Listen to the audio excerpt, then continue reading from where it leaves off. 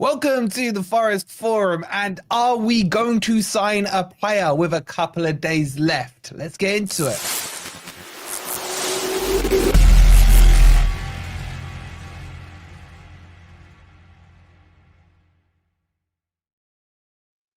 Evening, everybody. Hope you're doing well, and welcome to the forum with a star-studded panel. Oh shit! Sorry, there we go. With a star-studded panel. He loves the sound of his own voice. Honestly, man, the echo is crazy. So yeah, as I said, we have a star-studded panel plus Crypto Rob and we got Matt the legend, Matt SB himself in the house. How you doing, Matt? Very good. All the more better for seeing all of you lovely people. Yeah, not doing too bad. Looking forward to talking about Forest. Not a lot of transfer activity, I must say, but yeah, I'm not too bad, thanks. Fantastic. And I know you lot already all subscribed, but if you're not, don't be lazy. The link's in the title. That blue bit that says Matt SB449, just click it. Press subscribe, right? He's got enough, man. He's got enough. You need to send a few our way. He's got enough. You just, yeah, you know what, Matt, right? Last time we had you on, it wasn't even that long ago. You were on 25K, and we were like, look at you, Billy Big Bollocks, man, 25K, man. And it's like, what has happened, mate? 100K plaque incoming. Great work, bro. Yeah, man, amazing. I appreciate that. But you guys are on 25K, so you're getting there. You'll be like me. Yep, 100K soon, getting that plaque. Yeah, I know, but like, you know. Oh, wait till the fight start when you get that plaque. When we get that plaque. Yeah, who's going to have it? This is when the 6,000 from Wolfie TV is going to come in, isn't it? That's why he's going to claim that. That 90K you've hit now, man. That's just amazing. Obviously, down to his hard work. Even with YouTube trying to screw him a couple of months ago. And shout out to our lot in the chat who backed him up as well. Legends. So. Honestly, it's good to catch up. Actually, I do need to mention that because that was really scary. For those of you that don't know, my channel got demonetized for absolutely no reason. And that is a big deal because it is my job now. But yeah, thankfully, a lot of people came out and supported, and yeah, it involved a lot of Forest fans and you guys as well. I know you were pulling your contacts there, Wolfie, so really appreciate it. And a couple of days later, we got it sorted. Worse. That's how you got Hey, Matt, did you ever receive an explanation for why you were demonetized? No, that's the awful thing. But dreadful, isn't it? A lot of people in the comments were saying we've seen this happen to other creators, and they're very vague on the guidelines. So didn't really give anything away, which is a bit of a shame because it doesn't. I don't know how to prevent it happening in the future, whatever it was that's upset it, but it hasn't happened since, touch wood. We've had our official Twitter account suspended. Well, once it was absolutely just done away with, and they actually did give us a reason that made no sense whatsoever. The reason that they said, I'm allowed to tell them this, Wolfie? If you want. The reason that they said that they deleted our account was because we'd advertised counterfeit goods. We've never done anything. What? But you can't go back to them and said this closes the case. There's no comeback. But what? Yeah, but it's not. We've never done that. No. Yeah, anyway, it's weird, isn't it? Imagine selling on Twitter. But... Yeah, but half of the things that are on Twitter as well that don't get taken down. That's crazy, isn't it? Double standards. I know, man. Ant's still on Twitter. It's crazy. Yeah. Crypto gets the lead. I got absolutely dragged through Twitter. I mean, it was quite a fascinating evening. The thing about crypto is we know why he gets banned. You know what I mean? We're just surprised it doesn't happen sooner. Happy 12-month anniversary to Nuno. Thank you for the 12 months, buddy. You absolute legend. Matt with the 16 months as well. And Dean with a gifted 5 to celebrate his 1 year anniversary. What an absolute legend. And that's gone to, I can't see him, Ben. Thank you. That's it. No, that's not Peter. Peter's 29 months. Oh shit! Oh, it was earlier. If you got one of theirs, make sure you show the great Dean. Reggie D, Daniel Wu, Halftime Hooks. Halftime Hooks is hiding in the background, is he? He's been outed, mate. He's been outed. Dangoff, and HH. Oh, he's been outed. My boy's watching there. Thanks again, Peter. Thank you, Greg, for the 20 months. And thank you, Darren, for the 11 months.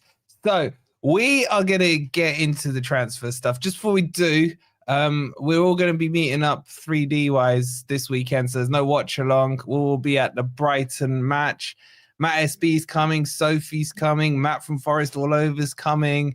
If you want to come say hi, we'll be outside the fan zone about what, 11:45, something like that? Yeah. Yeah, they will be. Yeah, Ez won't be. He'll be late. I'll be at as the always. barbers, mate. Yeah, exactly. So yeah, if you're coming down the match, come say hi. It'll be good to see you all. And don't anyone say I'm gonna jinx this result. Okay. Anyway, right, let's get into the transfer news, boys. I want to kick this off. Matt, I want to start with you. Just from an outside perspective, overlooking the transfer window in general. Everyone always talks about January being a dead transfer window, what have you. We've usually had activity in it. How are you seeing it kind of as an overview in the Premier League now? Is it what you expected, or do you think it's been a lot quieter at the moment? Yeah, well, you are right. It's been quiet, but if I remember correctly, the last couple have been fairly quiet. It's, as you say, inflated prices. A lot of teams not willing to take that risk. A lot of teams not willing to take the risk in terms of losing a player. So I don't think it's a massive surprise, given how quiet it has been, and in particular with Nottingham Forest. Not a lot of activity. Plenty of rumours, so plenty to talk about, but not a lot of business going through, to be fair. Yeah, PSR, I think, is the thing, boys, isn't it, Rob? It's just like, it's killed it a little bit. They got to change these rules. Once they started handing out points deductions, who dares take the risk now? Because, I mean, one of the things that is factored into your PSR is where you finish in the league, right? So you don't know where you're going to finish, so you don't know how much prize money you're going to get. So, it's a bit stupid, that really, isn't it? I mean, there's a big difference between coming third and coming ninth or something, all of which is possible for us at the moment. So what are we supposed to do? Assume we're going to come third and then set the budget based on that, because then you get a shortfall. So, we've debated what's wrong with these rules at great length on the channel. So I don't know if we need to go back in it over old ground. But, I mean, you can still do loans. I'm a bit disappointed we haven't done any loans. Yeah, but we can't unless we get rid of our loans. Yeah, we've got too many, haven't we? We've got I forgot their names. Two from the Premier League. So Bamadelli's gone out, so that frees up a slot, doesn't it? Or is it a squad size issue, or is it the fact that we've already? How old was he? 21, I think. 21, so he wouldn't have had to be registered. So no, he doesn't free up a slot. It's 2 for 2 here, Rob. It's James Ward-Prowse and Alex Moreno. Alex Moreno. You can have. I think you can have 4 on your books, but only 2 registered. And that right? Does anyone remember the rules? I did a video on it about a year ago. That sounds a bit pointless, because if you're not registered, they can't play. So what's the point in having them? Yeah, I know, but I think that's what the rule is. I think that's why we've never seen Bamadelli on the bench this season, if I'm right. No, he's been on the bench. You can be on the bench as long as you don't play, then you won't cup tie yourself against it. So. Yeah, there's all kind of rules and regulations to keep up with. But anyway, so on this transfer window, I guess my first question I want to ask you guys and the chat as well. Have we got enough to maintain where we are, there or thereabouts, should we say, plus or minus, say, 2 positions, 3 positions, with the squad we have? And do you think for us to maintain where we are, we have to strengthen with a couple of days to go? Well, first of all, I want to show off my new T-shirt. I don't know if you can see that. Yeah. Tell them who it is, because I can't tell who it is. Murillo. It's Murillo and Milenkovic doing the Pulp Fiction pose. Right. I thought you said during Bournemouth. I was like, no, they didn't look like that. It'd just be a blank T-shirt if it was with holes in it, man. Yeah. No, I don't. Yes, I do think we need to buy. Not because we haven't got the players. You can't rely on players staying fit for nearly half a season. And as we well know, if we lose 1 or 2 of our vital players, we're in deep trouble. I mean, we're already seeing the effect of not having Callum Hudson-Odoi available, and that's just one left winger, and even he's not a regular starter, but you can see what happens when we miss him. So if we were to miss Taiwo or Elliot Anderson, then we've got problems. I did read an article today from the West Ham news outlet that surprised me, actually. It says that they were really heavily in for Douglas Luiz, but they were told that he wanted to come to Forest. So I don't know whether that's still an ongoing thing or not. I'd like him personally. He's been linked to Man City again today. Has he? Yeah. But the problem is everybody's being linked to everybody. I mean, all of a sudden, nobody have heard, well, not heard, but nobody was going on about Tell. And all of a sudden, there's about 6 clubs that are in for him. Do you know what I mean? It's like they just chuck names out there. I'm sure they do. I think a lot of this is just... It's like the Cunha link, isn't it? That was to drum up interest. We weren't in for him, you know? No, we weren't. We weren't. It goes across the board. I told you so. You lot didn't want to believe me. No, I didn't say we didn't believe you. No, I was hoping you were lying. I think we have up on Sky News. It starts from the assumption that certain people are not moving, but then as soon as the first bid is revealed, everybody else wakes up and thinks, wait a minute, we thought he wasn't moving. You want to hear our bid? So it kind of... No, yeah, I get that, Rob, but I still believe that a lot of it is just paper talk. They've got to fill those column inches. And, you know, at one time, January was a gold mine for them, but now... Well, not only that, the agents are feeding it. The agents as well. Yeah. It's not just that now. There's certain like accounts on Twitter, like the big ones, who have relationships with agents who are paid to drum up interest and things like that. It's quite crazy. There's no doubt. A lot of these like Fabrizio, people such as that, they get fed information from the clubs because the clubs want it out there. Now, say a club has no intention of buying somebody. Let's take Manchester United just as an example. So all of a sudden, their owners will put out to people like Fabrizio that Man United are after this Tell guy. There's no way that I don't believe that Man United can afford 70, 80 million euros that it's been claimed at. But they put it out this, and then when they don't get him, they can say to the fans, well, we tried, you know. Yeah, so I think there's a lot of that going off. Yeah. More so than ever. Ollie Watkins for me feels like that with Arsenal. It does feel like that, yeah. It's like, well, we tried, you know, but Saudi screwed us over, that kind of thing. Well, with Arsenal, if you remember, a couple of seasons ago, in the January transfer market, they were so heavily linked with Vlahovic. They were trying to get him, and they were saying, "Oh no, he's choosing." It's come out since that they never had any interest in Vlahovic at that time.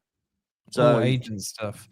But the one that I think, look, if I kind of summarize where I think we are roughly in the transfer window, Jimenez looks like he's going to AC for 35 million euros, which I don't think is that expensive for a striker. What's that, about 32 mil, something like that in pounds? Yeah.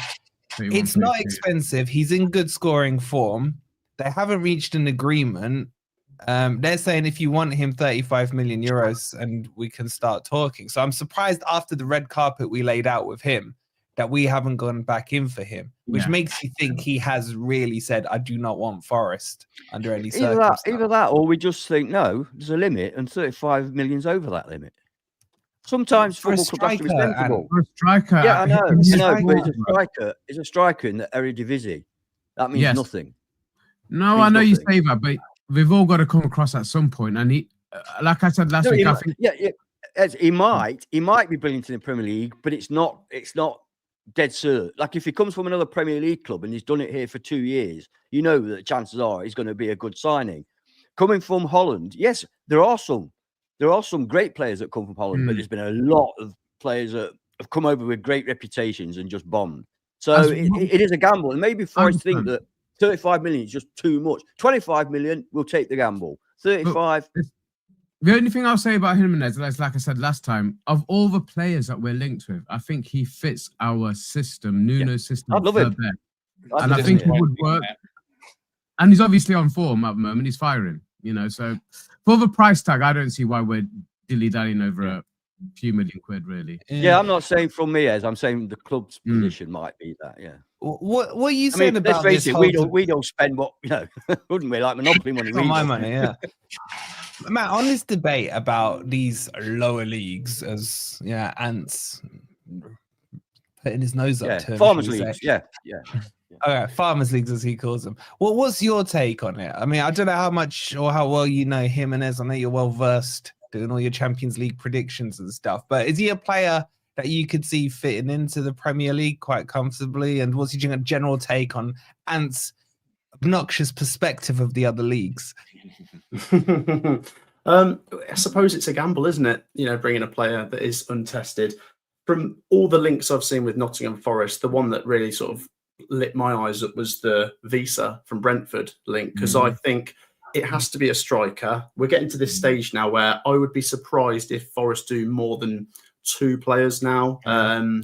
It might be one, depends. There's only a couple of days to go, but it has to be a striker. I mean, you know, we're speaking about rumours, and I find it difficult during the transfer window with all the rumours, because it could just take one person with a little bit of credibility to say something online, and then it snowballs and everyone thinks they're coming to their club. But the fact of the matter is, even Marinakis has come out and said it has to be a striker. He said he needs a striker. And you look at Forest, such a well-oiled machine, but one player that if you got an injury to, that would be very difficult to replace is Chris Wood. And having a player like Visa, who's proven in the Premier League, hopefully he would fill in and chip in with the goals. Like I say, it's a gamble. It could pay off. You know, look at some of the players Forest have brought in from overseas. The defenders in particular, I mean, Milenkovic has been so good, but you've got to go after a forward in this window, and it's a risk. But if they've played in the Champions League, they've got to have something about them. Only seen bits of Jimenez. Saw some talk about, I don't think there's any link here, but someone was saying Jonathan David. He's one I've seen a little bit of. He'd be a good signing. Has to be someone that would fit into this Forest team. Chris Wood just has a knack for goals, doesn't he? He's always in the right place at the right time. You need a backup for that, because if he gets injured, touch wood, he doesn't. That could be a problem for Forest. But one of the best things for Forest this season is the lack of injuries. I think, is it second to West Ham for fewest injuries? Yeah. You know, we've had 2 long term. They're both back now. Sangare and Danilo are signed off fit. So that's good news. Yeah. So is that part of the way Forest play? And, you know, the players don't put themselves into that position where they're picking up injuries, or have Forest just been lucky to avoid the injuries? Time will tell. But if there isn't any business in these next couple of days, and then say Chris Wood gets injured or someone up top gets injured in the next couple of days, you know, you're in a tricky situation. Do you think, Matt, when you look at this striker situation, because it's no secret, obviously Forest have put in a bid for Vissa and what have you, do you think players look at it and think, well, Chris Wood is, you know, firing in the goals, therefore I'm not going to get into that first team. Therefore, why would I move from, say, Brentford, where I'm getting first team football? Do you reckon that has a say in it, or a part to play? Literally, yeah, it's a good argument. It makes it difficult, doesn't it, for Forest approaching Visa, because you can't guarantee him starting, even though I think Visa's brilliant. Look at the numbers he's putting up this season, but Wood's amazing. Why would you take him out? You know, look at the goals Wood's putting up. But, you know, would Nuno tinker with that formation? Why would you, when it's been working so well? The only thing I would say is, because Forest have been so efficient in the first half of the season, but obviously we'll mention that last result against Bournemouth, is there going to be teams figuring Forest out, and they need to be a little bit more versatile, changing up the formation a little bit, and maybe going with a 2 up top? We'll have to see. But yeah, you know, for Visa, he's starting every week for Brentford, putting up those numbers. So Forest have got to tempt him somehow. From the wide as well, though, can't you, Matt? And we often need a wide player. Yeah. We're often short of a wide player. So, you know, he could do both jobs. And if Wood does get injured, he's straight into the middle. So yeah, but also there's been games this season where you can tell that Nuno would have liked to have taken Wood off sooner, but he just hasn't had the option. Oh, we discussed this a couple of shows ago. Taiwo is just not an option off the bench in terms of changing the game.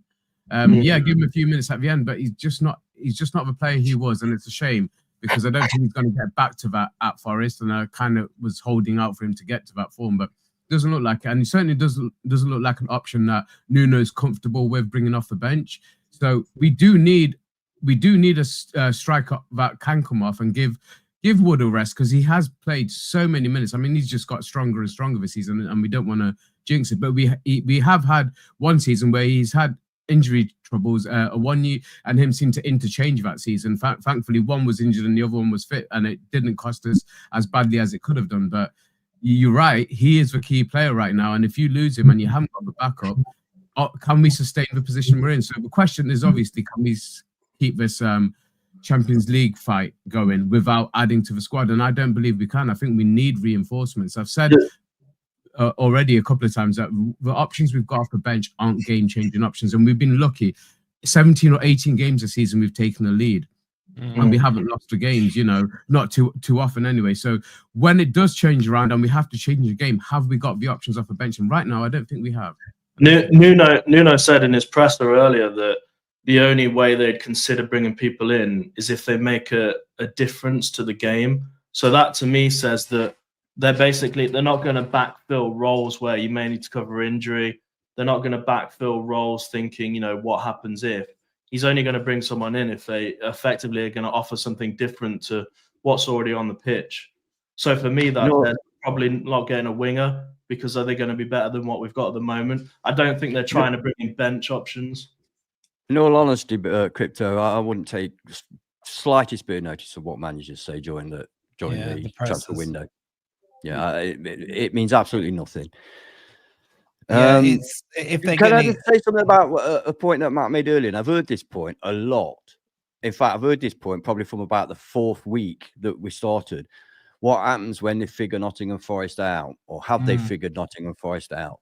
If I'm honest with you, Matt, I think we were probably figured out after about 20 minutes in the first game at the start of the season. Our system is not difficult to figure out. No, that is true. Yeah, it's pretty simple. It's still hard to beat. We score a goal and then we go even lower block. It's pretty simple to work out. I just think it's difficult to stop.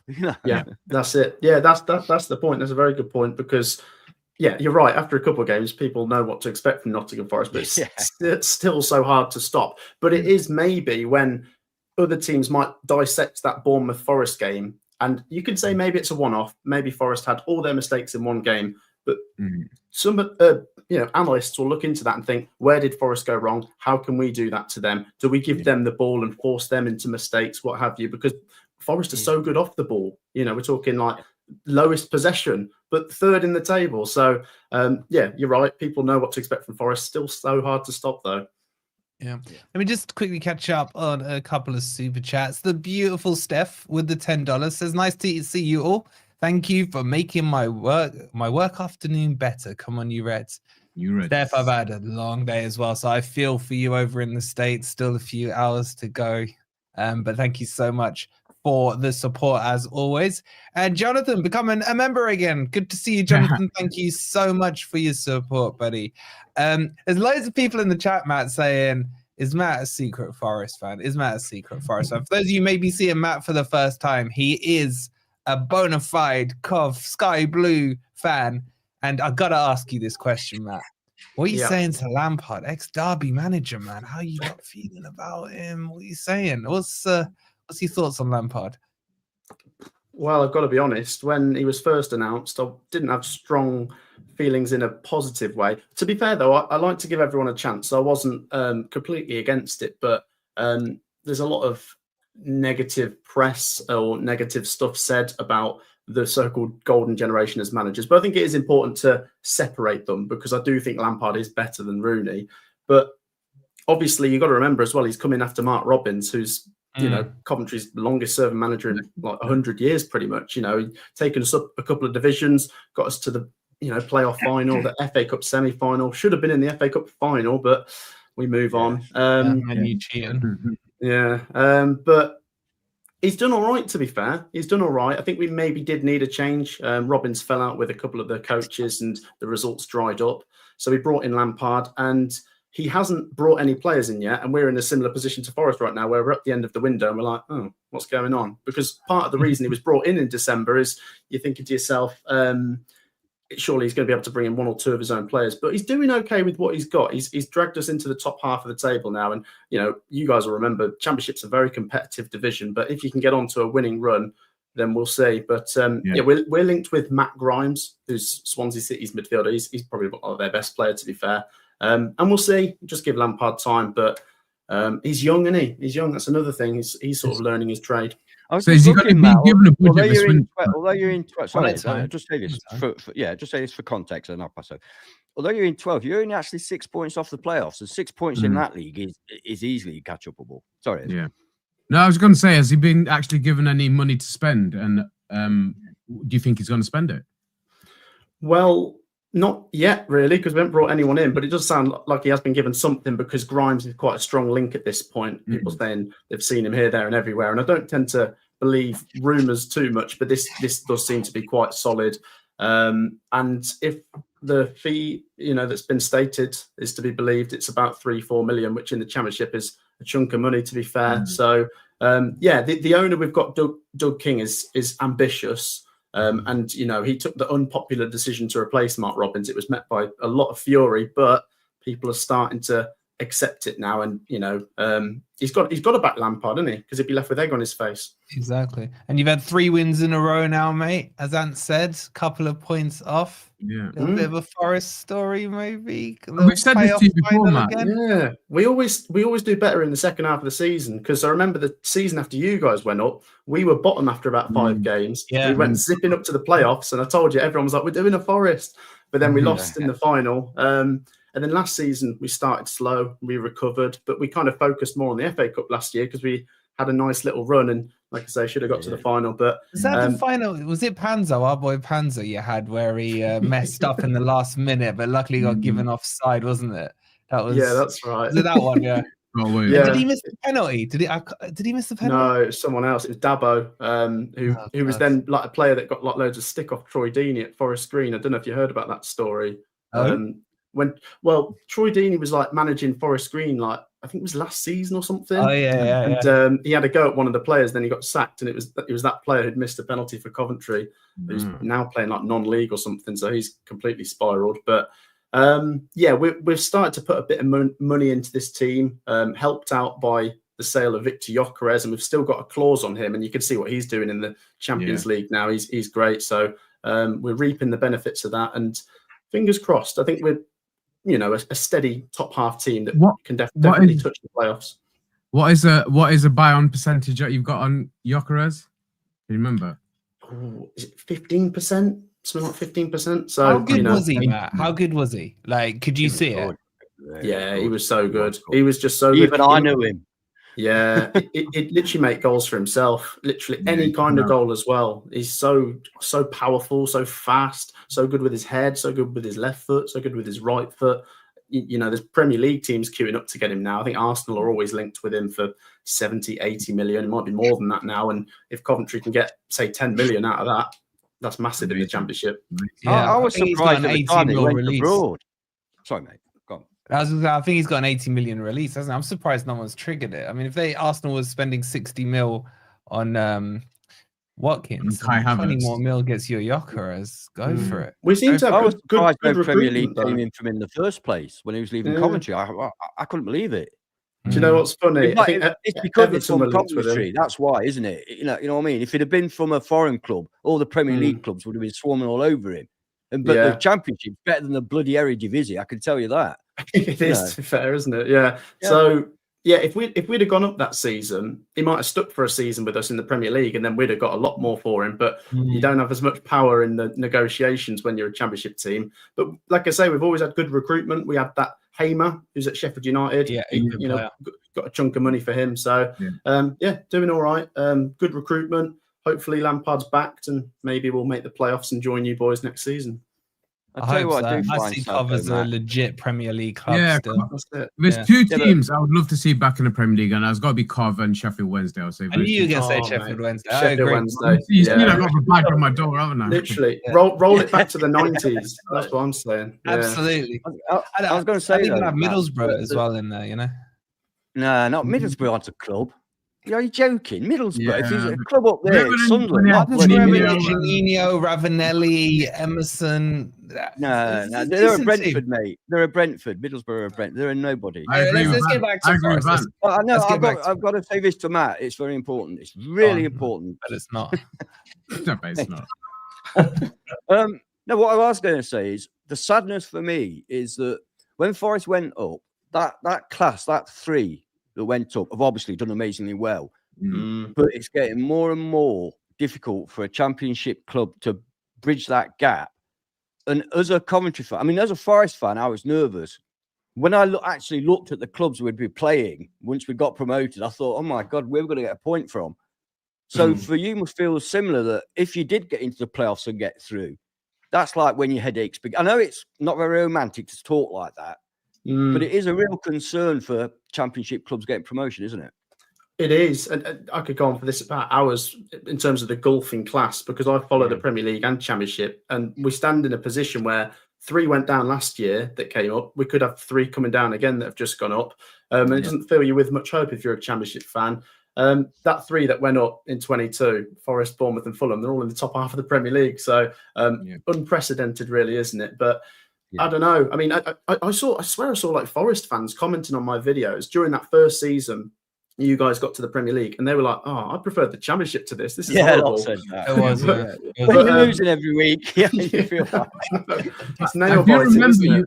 I do remember a video you put out around that time, Matt, and you were talking about how if they can survive that first season, how most of those teams tend to go on and do 6, 7, 8 seasons. Wolves was an example of that, and actually, that's what these 3 teams have done at the moment. Let's hope it gets to at least that long. But we never dreamt we'd get past that first season. And now I saw Europe. I saw a really good video on Vizzy's channel, you know, the Burnley guy, where he was saying that they were honestly, they didn't want to get promoted again. And that's a serious problem. That's a serious problem when you're in the Championship and you're sort of pushing and you think, well, I'd rather just stay here because I don't want to get up there and just get brutalized like Southampton have been this season. I mean, the good thing about the Championship as well is you'd get 2 games a week. You know, it was full on. There was always something happening, and you felt a lot more involved. Whereas you want to go back, Rob?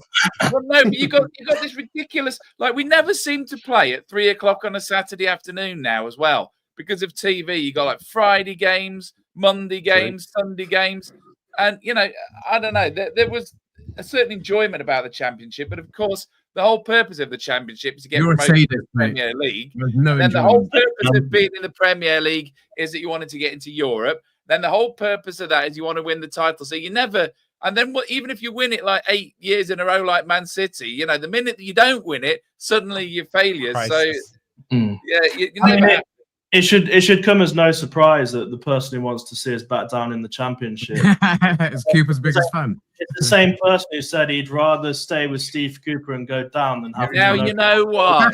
Now you know why. Rob, you're in good. Matt loves Cooper, so you're in good company. Oh, good. Do you know? Actually, do you know what? Because I don't think I've come on here since. Probably since before Nuno. Yeah. I am. Now you know why. I do still like Cooper, and obviously what he did was sensational. But what a decision from Marinakis! What a decision! I mean, I couldn't have in any Forest fan's wildest dreams. You wouldn't have seen this coming. What he's done, I mean, to appoint Cooper when he did was genius, and to then stick with him in the first season, I think, was still the right decision. But the change, in hindsight, what a change. And look at where Forest are now. I mean, on the verge of something really special. While I'm here, actually, I've got a good question. Obviously, what you're doing this season, unbelievable. But in terms of fun, which season are you choosing? This one or the promotion season? Good question. Guys, have a think about it just before you answer. Let me just catch up on these super chats. Oh, wow. Mayman Will with a big 20. Thank you so much, Will. He says, not a match on Saturday. Will, you just avoided me now. Enjoy the day to those going. Hope you enjoy it, Matt and Sophie. Disappointed Wolfie didn't read out my 29-month membership milestone on Gord the other night. Sort yourself out, Wolfie, you see nut. I did, Will, didn't I? Don't blame me, man. It's Ben over there pressing the buttons and overwriting everything. So it's his fault. But I love you, Will. Yeah, I'm gonna have to slap Ben because you know, I don't like to criticize you much, Crypto. You know that, mate. But I know. Can you not flash them up and flash them too quickly? Let people go. That's just you're old and you can't read properly. That's not my fault. Okay. I see you. We'll see. I've got. Oh, go on, read this out. Let me do the other super chat. Thank you. Matt with the £2. He says, "Where's Wolfie's glasses tonight to match Nuno's?" Do you know what? I don't know where my glasses are. Nuno's glasses are well nice. They got like a purple lens in them. I can't say I studied them. I don't know, mate. Do you know what though? A little tip for all you guys, including you, Matt, as in Matt NFFC. I lost my lights remote control for about 2 weeks. Couldn't find them, and I've got like my study's quite clean. And then my mate just said to me, "Have you looked under the keyboard?" I said, "Why the hell would I look under the keyboard?" Lifted it up. I found my remote. I found an old ring that I'd lost. There's some sweets left under there. Yeah? So always check under your keyboards, and I'm And sure Lord yeah, Luke. from there. So crazy. But thank you so much, Matt, for the £2. So go on then. What's his name? Rob, I'll come to you with Matt's question. What do you think's better? I guess it depends how this season finishes, isn't it? But that championship season or current? Well, the problem is with this one, everything is so terrifying, isn't it? I mean, even when we were hanging on sort of 3-2 at Man United, and the shot over the bar, and it's like it feels like there's so much at stake. Whereas with that promotion season, I think we didn't actually take Automatic as a serious prospect until right at the end. So, we were fairly comfortable for being in the top 6. And it wasn't like, oh my God, you have to win every game or you won't get in the Champions League. I feel there's actually more pressure on us this season because we're competing with the world elite. Whereas, when Cooper got us off the bottom of the table and into the top 6, it felt like the top 6 was in the bag quite early on, to be honest. And it was like, oh, could we even push for Automatic? The only thing I'd say I didn't like about the Championship, by the way, is getting relegated from it. That's the worst possible thing. That and the near miss, the Ipswich last day of the season, the near miss. So yeah, let's not bring up all the nasty stuff. Matt asked which was the best. I'm not longing for the Championship, but just to say that it was a lot less stressful. Oh no, hell no. And your memory's rubbish, mate. We didn't get into the top 6 until the last 8-10 games. I was gonna say, man, yeah, it was like ages to get into that top 6. We were hovering around. We were like, why aren't we moving? Once we were in, we were clearly. January was the time I was thinking, well, hold on, maybe if we continue this run, because we were about 10th, I think, at the time. Yeah. Well, and then suddenly we jumped in. Sorry, we had the FA Cup run, didn't we? So we were missing accumulating games, weren't we? And we had like 3 or 4 games in hand around some of the teams around us. But you obviously have to win those games, which thankfully we did. I think we won 3 of our 4 games in hand and shot up into, and like Rob says, once we were in the playoff positions, we weren't at any danger of losing it. But can I jump in on this then? Because for me, it's got to be this season, and more for nostalgia more than anything else, because I have so many flashbacks and memories of that 94-95 season when I was 16 years old and walking around with a chest because we had Collymore and Brian Roy, and we were high in that Premier League. And that season we didn't drop out of the top 5 all year, and we had a solid season, but we were never really in a title race, so there was no pressure on us to do anything really. And this season's reminded me of that so much. But now, actually, I feel more pressure to try and maintain our position. And like I said on the last show, there's kind of a few flashbacks also to that season under Billy Davis, where we didn't get the signings in January we needed to get us into those automatic positions. So I'm really hoping we do at least get one signing across a board, but it has to be a striker if we do. But if we don't, I do kind of fear us holding on to our European place right now, because I don't think we've got enough in the bag. What were you saying, Ben, as a younger fan? Me and you, 23 years old. Me, you, and Matt, bringing down the average here, right? What were you saying? I mean, for me, this season's been fantastic. We've gone on an unbeaten run. We've got some of the best players in the world. I don't know how Rob can say it's not fun. Like, this is what everyone wants Forest to be, challenging again for a high place in the Premier League. It's not stressful. Rob's right. Rob is right. He nearly had a heart attack last year. Exactly. I did have a heart attack. What are you talking about? Yeah, that's because we were getting relegated. Right. This is nearly died. That was all fast food, man. We're on a roll. We're playing well. We've got some fantastic players, some fantastic young players, a brilliant manager. For me, this season's it's got to be the best one I've ever seen. The only thing that would top it is the Championship final at Wembley, but that's just a single match. But the experience of this season, for me, as a young 19-year-old fan, is second to none. Well, to add to the experience, though, but part of that experience got to be where we finish. So if we didn't finish in the European place now, would you still feel the same way about this season? Yeah, I think it's fantastic. We've done way better than expectations. It would definitely be disappointing if we didn't get a European spot, because now I have different expectations. But this, for me, is a season which is basically confirmed us in the Premier League for the next 10, 20 years. What it has confirmed is that the young generation have missed out on so much. They've literally got nothing to really celebrate about. And if we finish outside, there's my cue. Go on. Jump in, man. Well, young generation. First of all, I'd say it's difficult to judge until the end of the season, because we go from from now to the end of the season, winning games and getting to European UCL. Then obviously this is the season. If we go on a terrible run and end up 12th, then not so much. So it's difficult to say right now. I would agree that this is more stressful. When we were becoming when we were going up the Championship, it just felt like we were winning every game. There was no doubt in your mind. We're just winning. No thoughts at all. No worries, no concerns. It was fantastic, enjoyable in every aspect that you can have as a football fan. And that Wembley final was, I mean, I've been to European Cup finals, and that meant as much to me, that Wembley final did. 23 years out of the Premier League.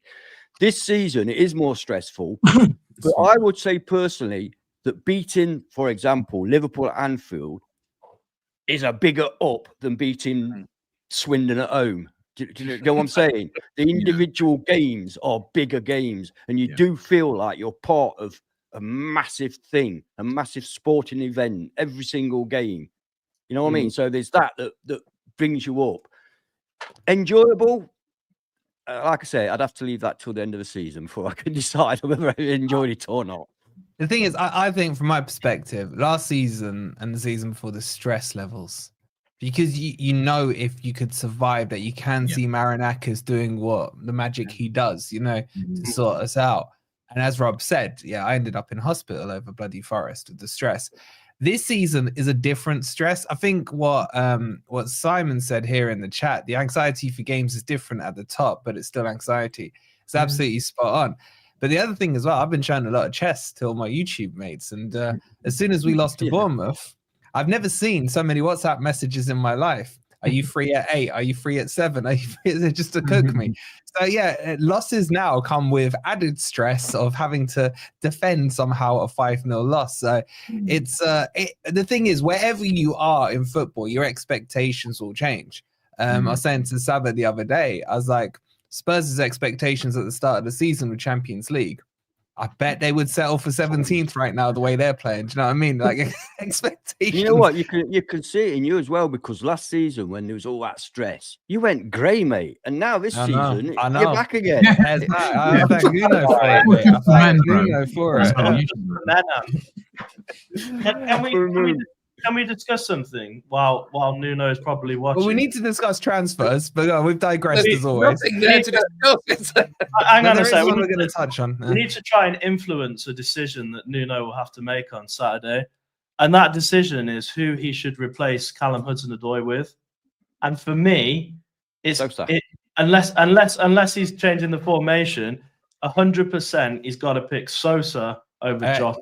And we're coming to the preview. Let's finish transfers. You're jumping in. You're a bit premature again, here, mate. Yeah, but Nuno goes to bed at 8, so you got to get the influence. Well, we got 500 in here, and we've got 164 likes. Guys, you can do that, guys. Yeah, we should be well over. Let Matt ask for it, because he always gets Matt. Matt does good. There's a like total. Well, if there's 500 people in here, there's no reason it shouldn't be 500 likes. So hit the thumbs up button. Straight in there, this boy. No wonder he's successful. What is the 90k, man? And we're sitting here in the freaking 20s, man. And let's see if it works, right? And let's see if Matt's cry out for the likes works. They are shooting up.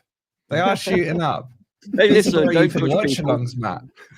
So no, George, you can't like it twice, mate. Right? It ends up liking it. No, he's joking. Like it 1, 3, or 5 times. Yes, odd numbers.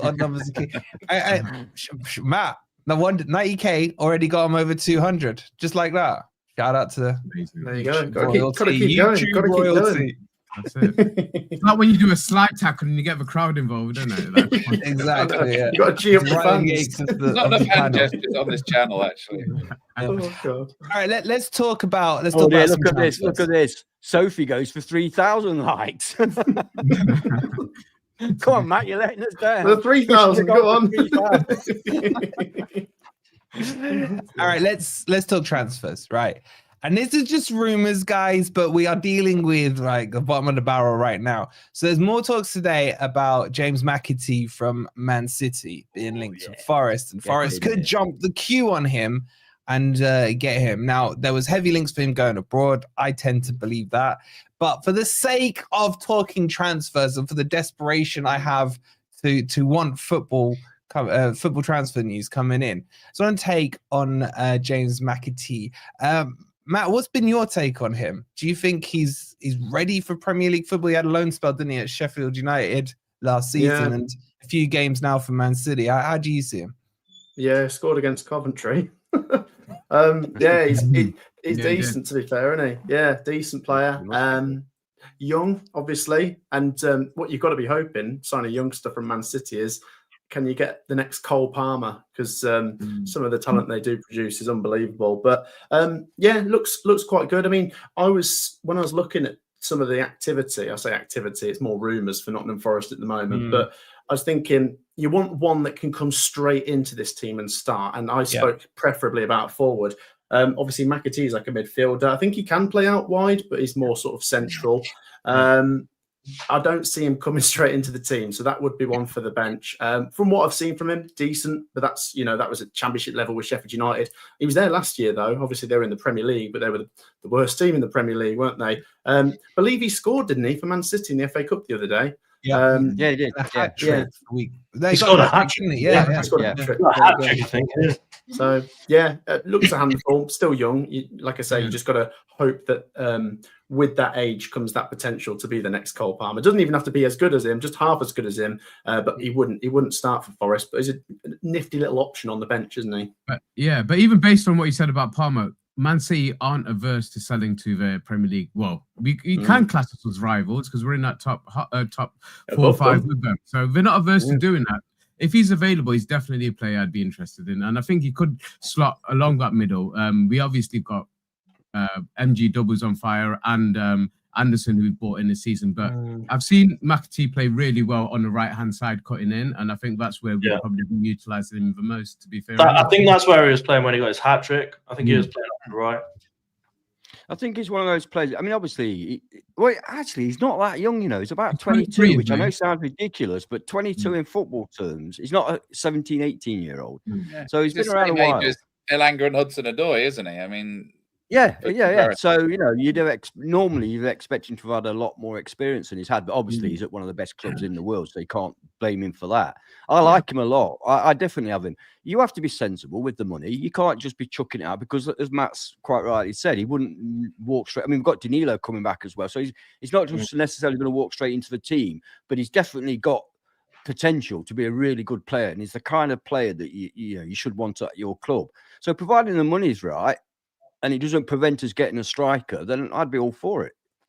Would you, Rob, agree with what Matt said? Does he not get into the starting 11 for you if we were to sign him? It would be decent money as well that City would ask. He does if Hudson-Odoi is injured because you switch Elanga over to the left and put him straight in. So, I mean, I've been saying that we needed a winger, whether it's a left or a right winger, simply because we the options that we've got off the bench, Sosa and Jota, we're not quite sure about.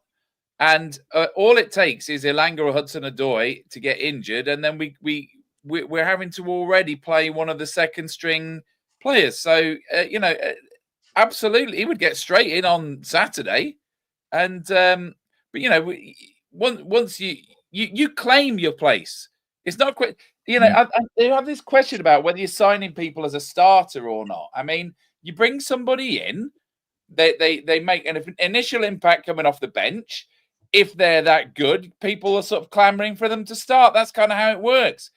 I've had this whole discussion about Jimenez and Wissa and like, are we buying them as a starter? Are they starters?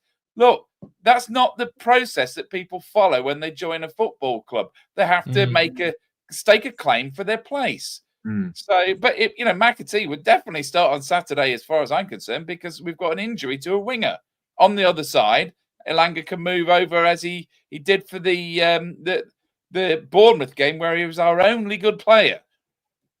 I don't know. Yeah, I see what you're saying. I think he gets it. I see him more as an 8, though. He's definitely not winger. Is not his primary position, but he can does do it. seem to play from what we've seen. And let's be honest, we've seen very little. Let's be honest there. But coming from Manchester City, you kind of think, well, if he's been there for this amount of time, he must be decent because they don't keep poor players. And despite his loan moves, obviously, when he's been under Pep for the last 6-7 years.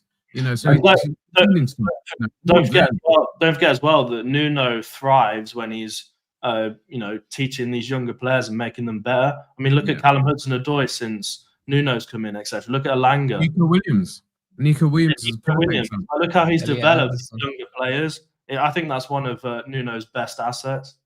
Yeah. All right. Well, let's start looking towards the Brighton game. All right. I want to kick this off with you, Matt. You're coming to the match in your Forest top, as the chat keep telling me, with your Coventry shorts on. As long as you wear red, mate, not sky blue. You're right. How do you see? I'm really interested to see how you see this one, because obviously we've had that game that I don't want to talk about against that team I don't want to talk about last weekend, right? And the narrative has been, oh, this is it. We've all been telling you this is Forest and their demise. The mainstream media have been waiting for it.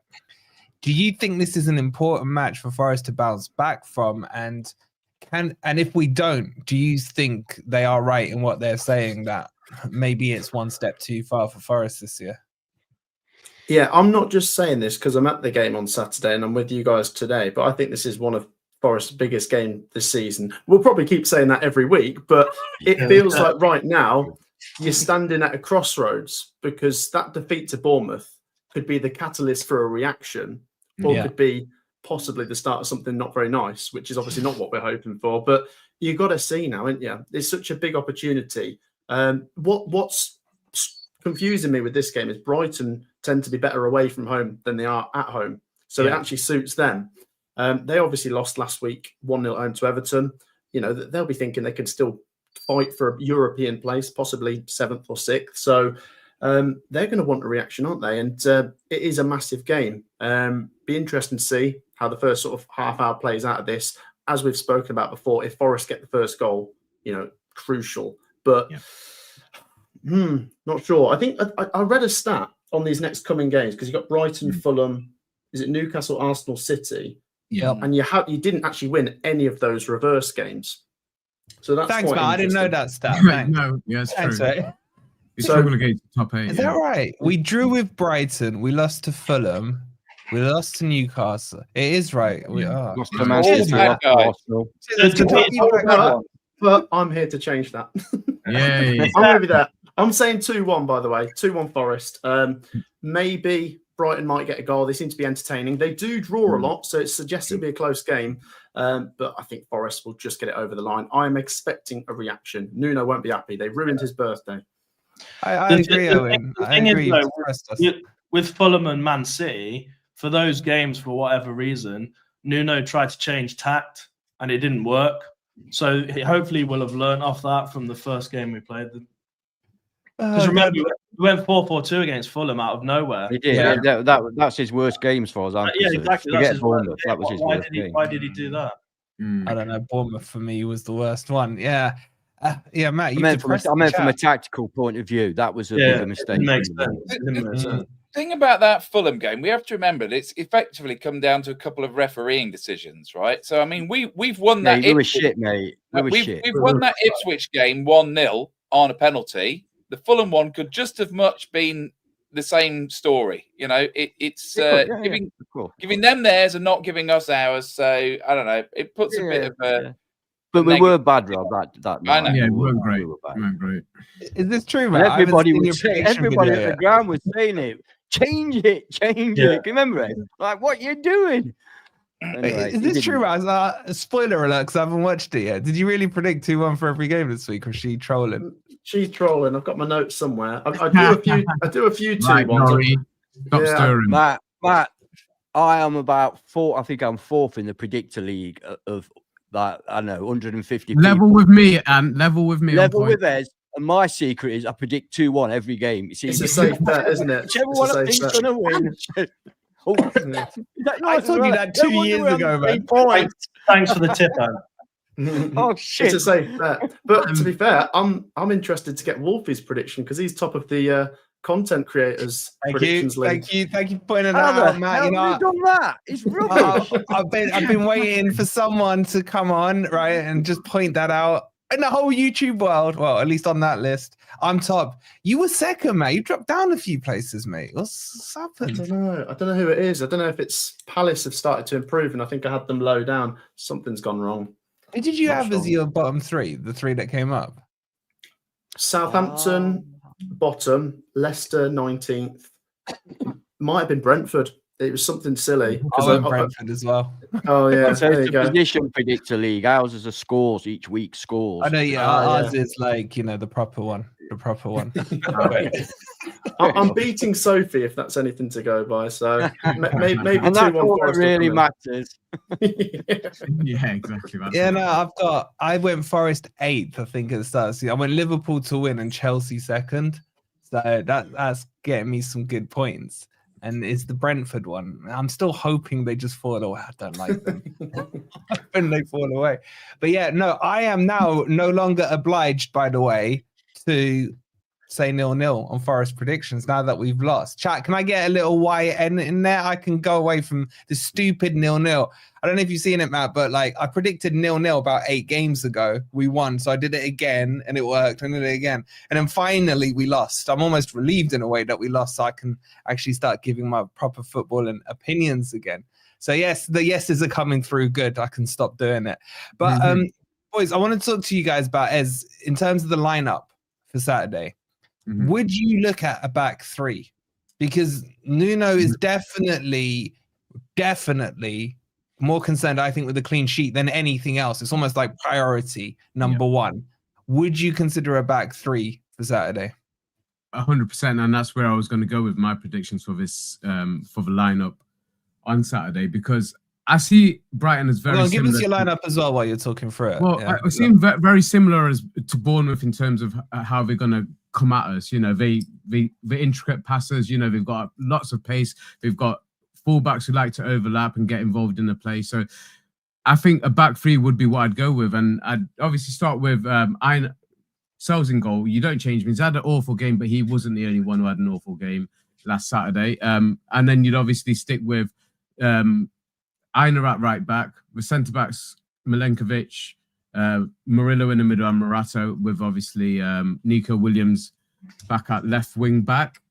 Middle, I'm actually going to be brave in the middle, because I think this is the type of game where we do need quick transitions. So I would actually go with a middle 2 of MG Dub and Anderson, and not have a 6, 8, whatever. We haven't really got a number 6, but we've obviously been playing certain players as number 6. So I'd be brave in that one. And if obviously Callum Hudson-Odoi is available, he's not. He's not. He's definitely not available. So for those of you who don't know the injury news, Hudson-Odoi is definitely out. Okay. There's 2 players, and I quote, "They're ready." Sangare and Danilo. That's Nuno. Stay out the horse's mouth. They're ready. Wait till you hear my team. Okay. All right. So that kind of changes it a little bit for me. Okay. Well, how many players have I got so far? I've got 7, haven't I? I'm doing the ant now. So I've got 7 so far. Alanga's obviously in there. 8. Who else am I adding to that? Let's just bring Chris Wood in. So that's 9. 2 more positions, man. I mean, I'd go close to... Have you included the goalkeeper? You having a goalkeeper? Yeah. Oh, yeah, goalkeeper. Okay, so I'd go so ahead of Jota if that's the option we've got. Then yeah, that's it. That's my lineup. That's my 11. I think. Before we get to Ants, because I'm pretty sure I know what his team's going to be. Go on, Rob. What are you saying? Your team? Would you go back 3 or back 4? There's a poll up there at the moment. Back 3 or back 4? So 66% of you. Hold on. 66% of you would go back 3. Interesting. And we are over 250 likes, so thank you guys. Go on, we'll get to 300. Go on, Rob. Well, I've kind of changed actually because of what Nuno said. I mean, either people are ready or they're not ready, right? And I think he said they're ready, right? Now, if you were going to introduce Sangare and Danilo back into the mix, you'd preferably want to do it in a home game against non-Champions League opposition, right? So this is where you would do it. So, I mean, you could start with Sangare in for Yates and then have Anderson out on the left. Anderson out on the left in for Hudson-Odoi. And then Danilo coming into the midfield. So so you could stick with the 4-2-3-1. So basically Sangare and Danilo central midfield. Yeah. Anderson out on the left. Ilanga on the right, Wood up front, and the same back five. I think if they're ready, they're ready. You've got to stop wrapping them in cotton wool, right? So if this is when and then you've still got Yates and Dominguez to come off the bench, right? Well, I think we've seen enough of Yates and Dominguez. We haven't seen enough of Sangare and Danilo. And once you've had a 5-0 thrashing like that, you need a bit of a reset, don't you? And I think that putting those two back in midfield, maybe both is a bit of a gamble. Maybe both is a bit of a gamble. But start one of them, for God's sake. And also, if you're not going to start Sangare, right, if he really is ready and you're not going to start him now, when are you going to start him, right? We need to start him in the next couple of games and see if he's at it before we go up against Man City, Arsenal, and Newcastle, right? I think this is make or break for Sangare, right? You keep telling us how good he is, so start him against Brighton. I don't pick the team, mate. I don't pick the. No, why haven't to go up with you, man? I know, Matt. As an outsider on Sangare, because he's been so divisive in the Forest fan base. There's I think me and Ant are last men standing in the Sangare camp, right? I'm me. Whoa. Yeah, don't stop blowing your own trumpet, man. We all said that. It's just you want to blow it for him. Richard, what do you learn by starting them against Exeter? What do you honestly learn by that? Who's Richard? Oh, you're talking to the chat. I was like, who's Richard? Oklahoma says, why wouldn't you start them against Exeter? What do you learn from that? I agree 100% with you. And I said this earlier on, Exeter is probably a more dangerous game to start Sangare and Dino in, because I think that level of footballer is a little bit slower, a little bit later on challenges. You're more likely to get an ankle tap than you are in the Premier League. So I agree. Pointless. Are you ready for me yet? Well, I was asking Matt a question on Sangare. Oh, God, sorry. I didn't realize. Sangare. Yeah. Do you rate him or not? Because he's so divisive right now. Oh, God. Do you mind if I sit on the fence? You don't get paid for big bucks to sit on the fence. I know. I don't want to go full on Rory Jennings though. No, he's all right. I mean, obviously we haven't seen him this season. I just think it's going to be so hard for him to come and get a place in this team with the team doing so well. Obviously, we saw him last season. How many games did he even play last season? Was it about half of them? Handful. He had AFCON as well. He played more. Yeah, of course. Yeah. So the difficult thing is, I mean, Ant makes a good point about you bring a player in for a game like Exeter where they are going to be physical, but how do you bring him in? Do you maybe edge him in towards the end of a Premier League game? But what if there's something really riding on it? I just think it's going to be really difficult for him to battle his way back into this team. Maybe if there's a couple of injuries and fitness is a thing, then maybe he'll fight his way back in. But I just think it's going to be difficult. And we obviously haven't seen him this season, so it feels like it's difficult to give an opinion. But they were too much time with Ant, mate. They were Nuno's first choice for the start of the season, both Danilo and Sangare. Yeah. And Sangare's stats after the first 4 games were miles ahead of any other. Best in the league. Yeah, and he stayed top for about another 4 or 5 games when he wasn't playing, so his stats were that good. So it's not just that, by the way. Is anybody else actually bored with Yates and Dominguez? Because I'm bored with both of them now. I'm done with both of them. We've seen everything they can do. They're competent players. I think either is a great substitute. They're both good disruptors. but they've both had ample game time this season, and probably a lot more game time than either expected at the start of the season. And we've seen what we're going to get from them.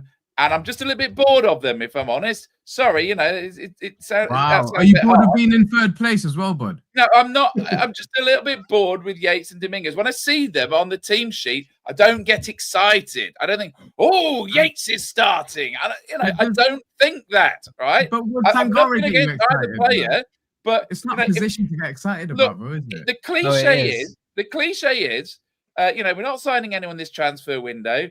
But Sangare and Danilo are going to be like two new signings. Well, start them then. Play them, for God's sake. Play both.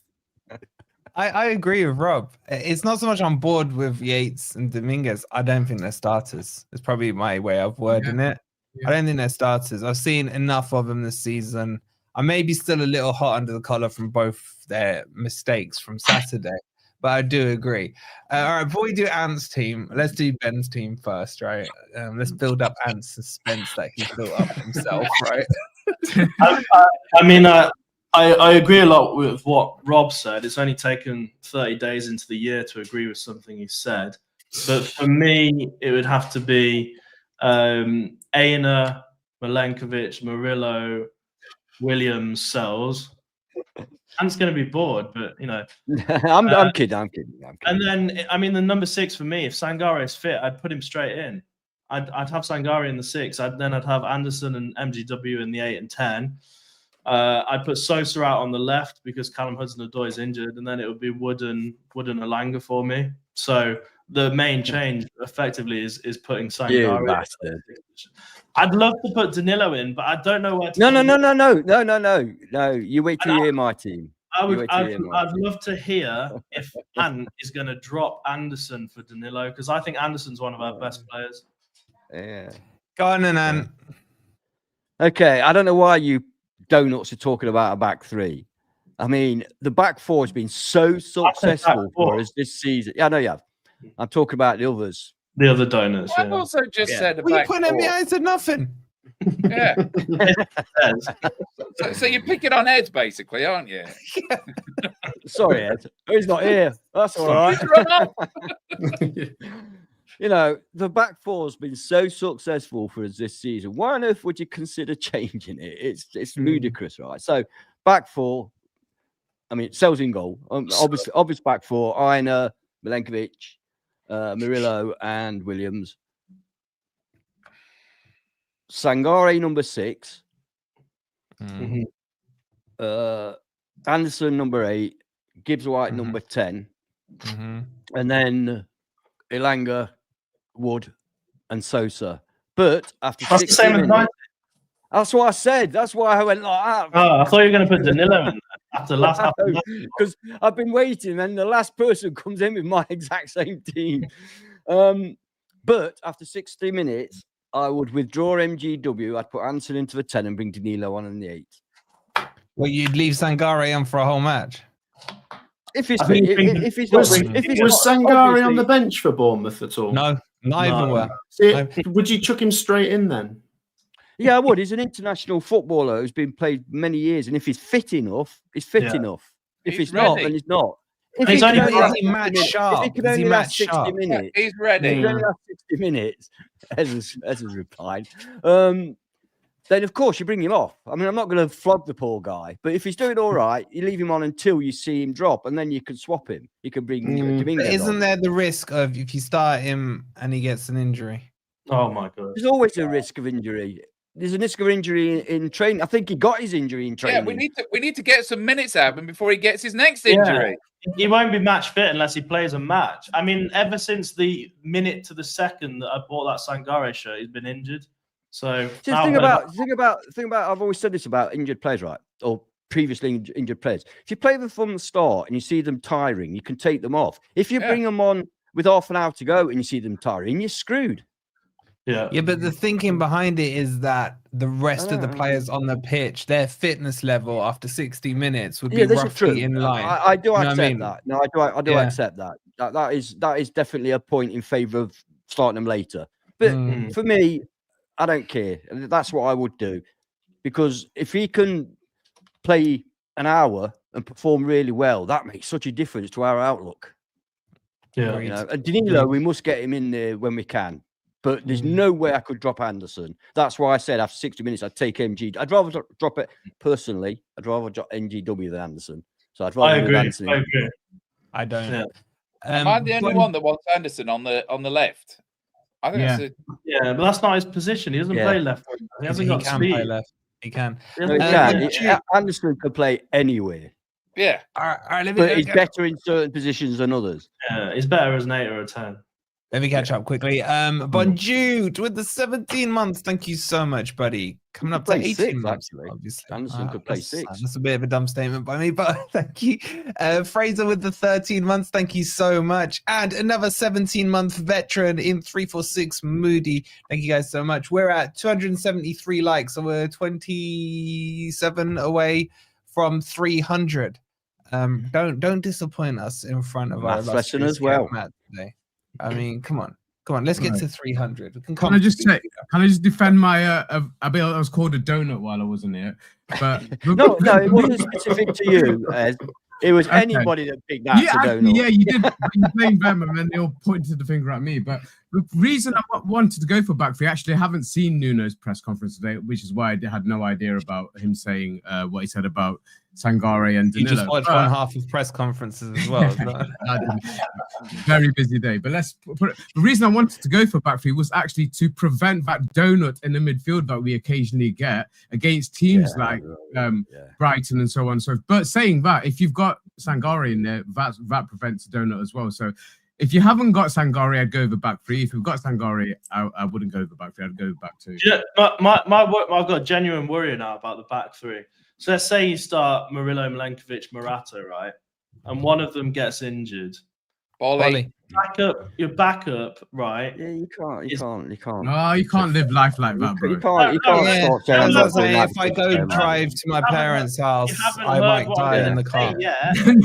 Okay, go on. What I'm going to say is that now we've got rid of Omar. Actually, we shouldn't say Chris Wood because he could get injured. No, but you're not listening to me. That's not the point I'm making.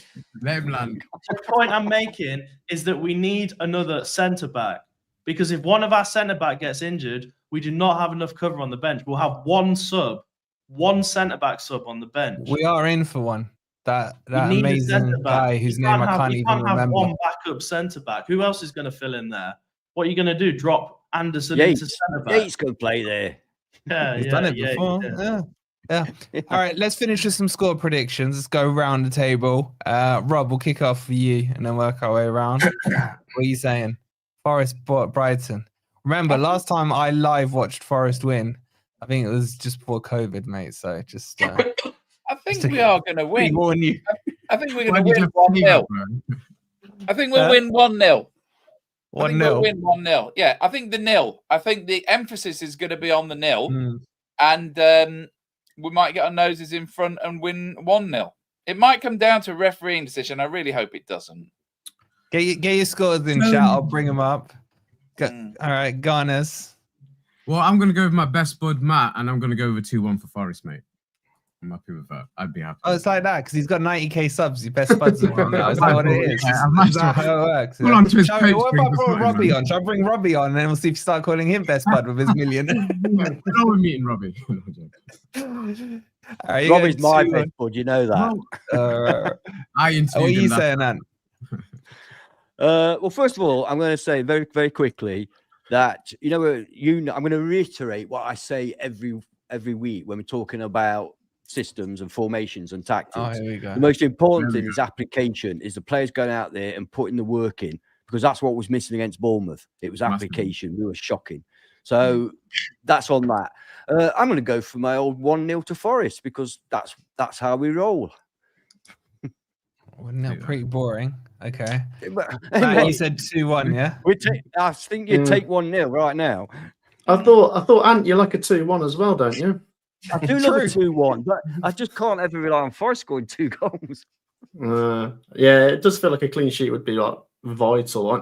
I agree as well with I'm not sure who made the point, but after last week, the main thing this week is to get a clean sheet, isn't it? You know, you've got to go back to defending ways, and obviously, you get a clean sheet, you get something. But I think Forest will get themselves a goal because Brighton are open. I'll go 2-1. I think Brighton might score. I mean, you never know. I'd love to see a strong Forest reaction and just thump them 3-0. But I'll go 2-1. I reckon Forest will win, but it won't be easy. What end are you in? You in Bridgeford end? Just on that point about the clean sheet, I think another reason why it's vital for us to get a clean sheet is not just for our own sort of belief and self-confidence. I think we've got a reputation now throughout the division of people thinking, bloody hell, Forest are hard to score against. And when we get 5 puck past us, that's got to lift the opposition. They've got to think, well, maybe we can get at them. So I think from psychological view towards sending a statement out, if you like, I think a clean sheet's vital. All right, Ben, what are you saying? Yeah, there you go. Yeah, I mean, again, I'm gonna have to agree with Rob and Ant. I'm gonna go 1-0. I think I'd be more worried if we'd lost maybe 2-0 or 3-0 last match. But the fact that we got slapped 5-0, I think that's where you've got to come back and show a bit of bravery and get the job done. Okay. Jonathan with the 4.99, he says, and thank you, Jonathan. He says, can you ask Rob to stop chewing on his glasses? It's intensely irritating. Thanks to FFTV for keeping me sane the last couple of years. Much love. Rob, stop chewing your glasses, because some people in the chat are saying it as well. Didn't even notice. And now that they've said that, I'll notice. Thank you, Jonathan. So much. Problem. Right. Yeah, so I've just raised you £5 chewing on my glasses, so it's quite profitable. Appreciate that, Jonathan. Thank you so much. Right, we'll be back tomorrow with my match prediction and tactics and all that good stuff. I want to say a massive thank you to Matt SB for lowering himself down to the channels of 20k. Much love to him. If you're down at the City Ground on Saturday and you want to meet him, I'm sure, Matt, you don't mind doing a little meet and greet with some of the guys in the chat. Of course. Yeah, and by the way, while you're giving me credit, which is very nice, credit to you guys, because the numbers in here are actually amazing. Just before we go live, you've got like 100 people waiting. So brilliant to see how much you guys have grown. And to be fair, I think I started probably about 2 years before you. So the fact that I was on 25k 2 years ago, you're moving in the right direction, lads. So he does all the right things, doesn't he? And I'm looking forward to meeting you all down at the City Ground as well. So I can't imagine Matt ever having a troller or a hater. You just want to cuddle. You know what I mean?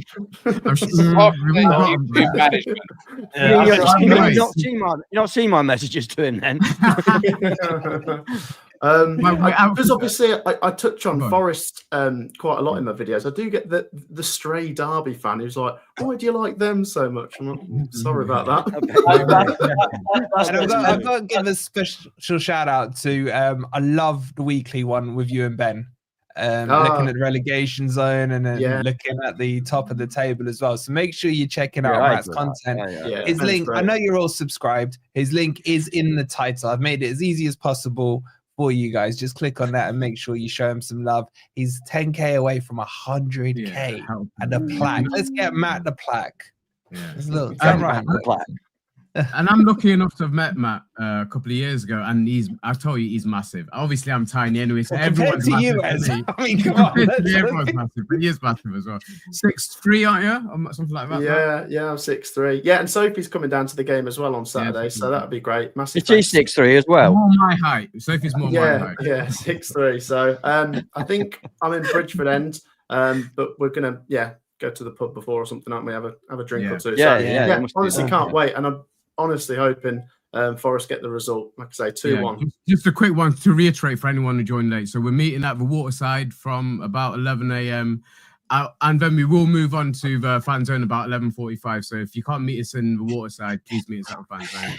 And then aren't you doing a meet and greet outside after half time when you leave? I'll have my lucky hat on. My lucky hat. And shout out to the chat, you guys, to the 300. Thank you to the lovely mods in the chat making it happen. All right, we'll be back with tomorrow's video. We'll see the rest of you on Saturday. Obviously, there'll be no watch along this weekend. Sorry, I'm already feeling guilty as it is, and I don't want to see any jinxereens in the comments. Thank you for watching. Come on, you Reds. You Reds. You Reds.